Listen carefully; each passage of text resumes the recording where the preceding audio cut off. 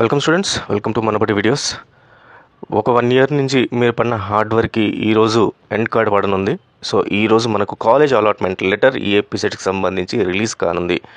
ఈ AP set college allotment ఏ రకంగా download చేసుకోవాలి, చేసుకున్న తర్వాత మీరు చూడాల్సిన ఇంపార్టెంట్ డీటెయిల్స్ ఏంటి, నెక్స్ట్ ఏం చేయాలి అనేది స్టెప్ బై స్టెప్ ప్రాసెస్ ఇప్పుడు మీకు గైడెన్స్ ఈ వీడియోలో చెప్పబోతున్నాను. వీడియోని పూర్తిగా చూడడానికి ట్రై చేయండి. ఫస్ట్ టైం వచ్చిన యూజర్స్ ఛానల్ సబ్స్క్రైబ్ చేసుకోండి. యూస్ఫుల్ వీడియోస్ అన్ని కూడా మన దగ్గర చూస్తూ ఉంటాయి.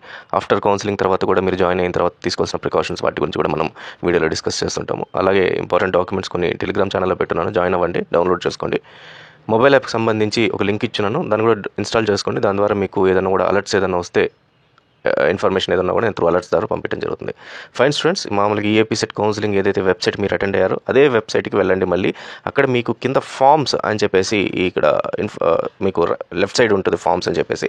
సో ఇక్కడ ఈ ఫామ్స్ అనే దగ్గర మీకు ఈ అలాట్మెంట్ లెటర్ సంబంధించిన లింక్ అయితే ఉంటుందన్నమాట. సో ఇక్కడ మీకు క్లియర్గా వాళ్ళు provisional allotment letter order download and self reporting అని చెప్పేసి 2 ఆప్షన్స్ ఇవ్వడం జరిగింది.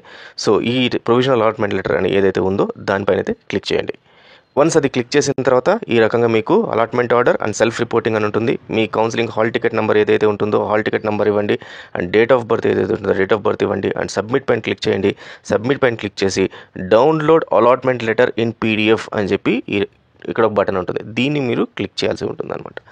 వన్స్ ఇది క్లిక్ చేసిన తర్వాత మీకు అలాట్మెంట్ లెటర్ అనేది పూర్తిగా డౌన్లోడ్ అయిపోద్ది. దెన్ వ్యూ వెబ్ ఆప్షన్స్ అని ఇంకొక బటన్ ఉంటుంది. అంటే మీరు ఇప్పటిదాకా పెట్టిన వెబ్ ఆప్షన్స్ ఏవైతే ఉన్నాయో అవన్నీ కూడా దీంట్లో కనబడతాయి. సో దీని ద్వారా మీకు యూజ్ ఏంటంటే మీరు పెట్టిన కాలేజెస్ దీంట్లో ఉందా లేదా అని మీరు మళ్ళీ రీకన్ఫర్మేషన్ రీచెకింగ్ అయితే చేసుకోవచ్చు.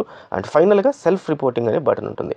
సో ఇక్కడ మీకు ఈ అలాట్మెంట్ లెటర్ ఫస్ట్ ఎలా ఉంటుందో చూపిస్తాను. చూపించిన తర్వాత దెన్ సెల్ఫ్ రిపోర్టింగ్కి వెళ్ళొచ్చు అనమాట. మనము నా దగ్గర ఇప్పుడు ప్రొవిజనల్ అలాట్మెంట్ లెటర్ సంబంధించి 2024 కాపీ ఏమీ లేదు. ఇన్ కేస్ ఎవరి దగ్గరైనా ఉంటే మాత్రం manabadi@gmail.comకి అయితే పెట్టండి. నేనైతే ప్రీవియస్ ఇయర్ ఏదైతే ఉందో దాన్నే చూపిస్తూ దీన్ని మీకు డిస్కస్ చేస్తున్నాను. సో manabadi@gmail.com అనే ఈమెయిల్ ఐడి ఉంది. సో దీనికైతే పెట్టండి. సో వన్స్ ఇది పెట్టిన తర్వాత ఒకవేళ రేపు ఫ్యూచర్లో ఇంకేదైనా కొత్త పాయింట్స్ ఏదైనా యాడ్ అయితే దాని గురించి మనం డిస్కస్ చేద్దాం, లేదా నెక్స్ట్ ఇయర్ స్టూడెంట్స్కి చాలా హెల్ప్ అవుతుంది అది. సో ఇలా ఐడెంటిటీస్ అన్ని కూడా నేను క్లోజ్ చేసి పెట్టేస్తాను.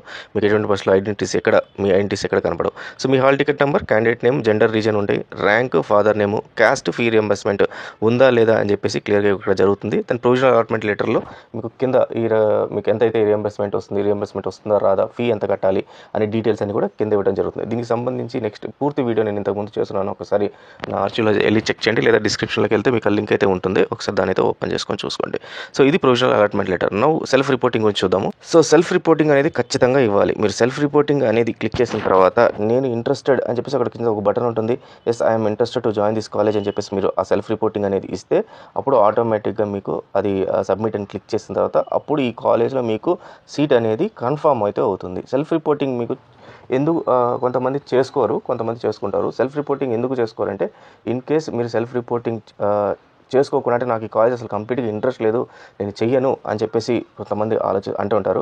సో అలా సెల్ఫ్ రిపోర్టింగ్ చేయకపోతే ఒక ప్రాబ్లం ఉంది. ఏంటంటే సెకండ్ ఫేజ్ కౌన్సిలింగ్ ఉంటుంది. మీకు సెకండ్ ఫేజ్ కౌన్సిలింగ్ ఇప్పటిదాకా దాని గురించి ఇన్ఫర్మేషన్ లేదు, బట్ 100% 99% అయితే ఖచ్చితంగా సెకండ్ ఫేజ్ అయితే ఉంటుంది కూడా. సో సెకండ్ ఫేజ్ కౌన్సిలింగ్లో మీరు వెళ్ళేటప్పుడు ఈ సెల్ఫ్ రిపోర్టింగ్ చేయకుండా మీరు సెకండ్ ఫేజ్ కౌన్సిలింగ్కి వెళ్తే ఈ సీట్ ఏదైతే ఫస్ట్ ఫేజ్లో వచ్చిన సీట్ ఆటోమేటిక్గా క్యాన్సిల్ అయిపోతుంది.